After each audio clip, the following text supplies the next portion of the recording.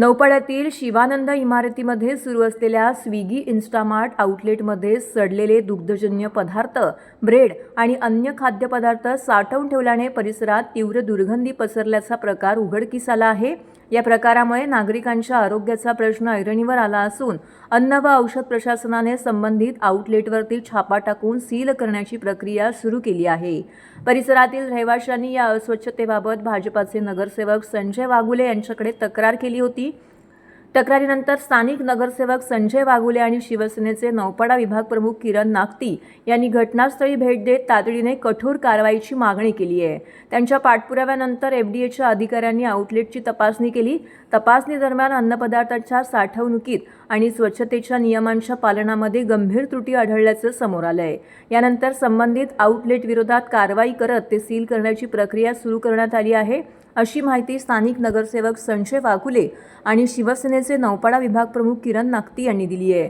दरम्यान नागरिकांच्या आरोग्याशी खेळ करणाऱ्या अशा प्रकारांवरती कठोर कारवाई व्हावी, तसेच शहरातील तत्सम आस्थापनांचाही सखोल तपासणी करण्यात यावी, अशी मागणी स्थानिक नागरिकांनी केली आहे।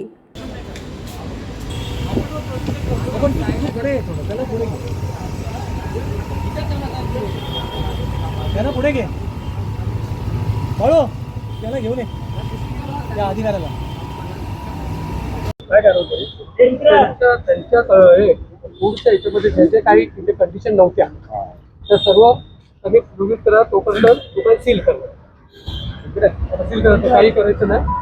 16 नंबरला त्यांच्या एफडीएच्या ऑफिसला यायचं, त्या सर्व कंडिशन फुलफिल करायच्या, त्याच्यानंतर स्टोर चालू करायचं। स्विगी इन्स्टामार्ट नावाचं हे या ठिकाणी गोडाऊन आहे।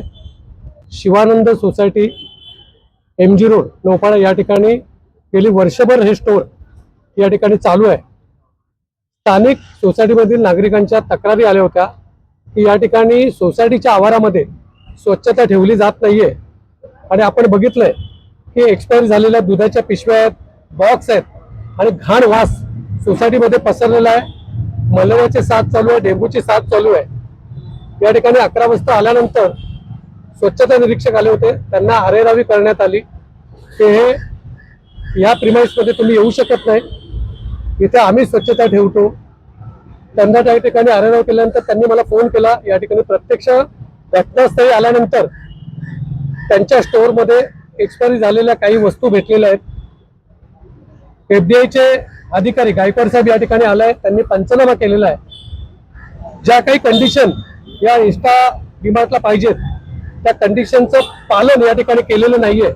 त्यामुळे आता त्यांनी हे सर्व कंडिशनचं पालन केल्यानंतरच हे शॉप चालू करण्यात यावं असं त्यांनी सांगितलेलं आहे आणि आता शॉप सील करण्याची कारवाई चालू आहे। सकाळी या ठिकाणी अस्वच्छता दिसल्यानंतर एफडीआयचे अधिकारी आहेत, गायकवाड साहेब असतील, तुकाराम मुंडे साहेब असतील, त्यांना आपण मेल पाठवलेला आहे, त्यांना फोटो पाठवलेले आहेत। आमची एकच अपेक्षा आहे की आपण सर्वसामान्य नागरिकांना या डीमार्टमधनं अन्न सप्लाय करतो, मग दूध असेल, त्या ठिकाणी खाद्यवस्तू असतील, हे ज्या भागातनं ज्या गोडाऊनमधनं सप्लाय करतो तो भाग हा स्वच्छता असली पाहिजे, त्या ठिकाणी स्वच्छतेचं पालन करायला पाहिजे।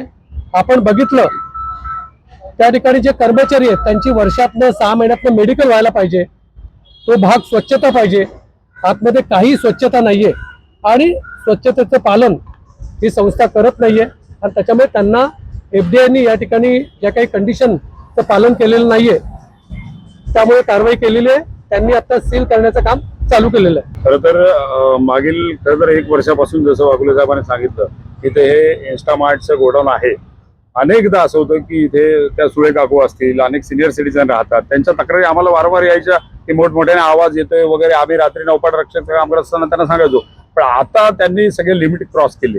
कारण कसं असतं, आता एफडीएच्या एवढ्या महाराष्ट्रात कारवाया सुरू असताना सुद्धा जर तुम्ही अशा पद्धतीनं कुठेतरी चुकीच्या पद्धतीनं इथे काम करताय आणि मला सांगा, आता मी स्वतः इन्स्टावरनं अनेक वस्तू मागवत असतो कारण ते इन्स्टंट येतं म्हणून, पण इतका विश्वास आपण यांच्यावर ठेवतो आणि जर इथे इतका गलथान कारभार चाललाय आणि ज्या पोटात वस्तू जात आहेत, आता आपण रोज ऐकतोय तुकाराम मुंडे साहेबांच्या माध्यमातून, मग ते दुधाचा असेल, इतर विषय असेल, आणि अगदी आम्ही राहतो तिथे जर हे होत असेल तर अर्थातच आम्ही कोणी खपून घेणार नाही आहोत। समजल्यानंतर खरं तर सकाळी भास्कर पाटील साहेबांनी मला फोन केला की अशी परिस्थिती आहे. ते स्वतः इथे आले. आम्ही रेल्वे स्टेशनला गेलो होतो आणि संजय वाघोले साहेब इथे आले.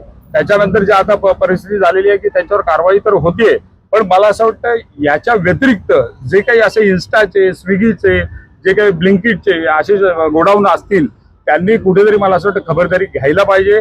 नाहीतर भविष्यामध्ये काय होईल, लोकच आता रस्त्यावर उतरायची वेळ आलेली आहे. कारण ठीक आहे, एक लोकप्रतिनिधी म्हणून असतील, एक पदाधिकारी म्हणून असतील, आम्ही पुढाकार घेतोय, पण लोक सुद्धा आता जागरूक झालेली आहेत आणि तुकाराम मुंढेंच्या या सगळ्या आता प्रोसेसमध्ये लोकांच्या पण लक्षात येतंय. त्यामुळे मला असं वाटतं इथे फक्त एफडीएने कारवाई करून थांबू नये, अशा पद्धतीचे ठाण्यात जे पण काही गोडाऊन्स आहेत त्यांच्याकडे सुद्धा आता मोर्चा वळवण्याची गरज दिसते.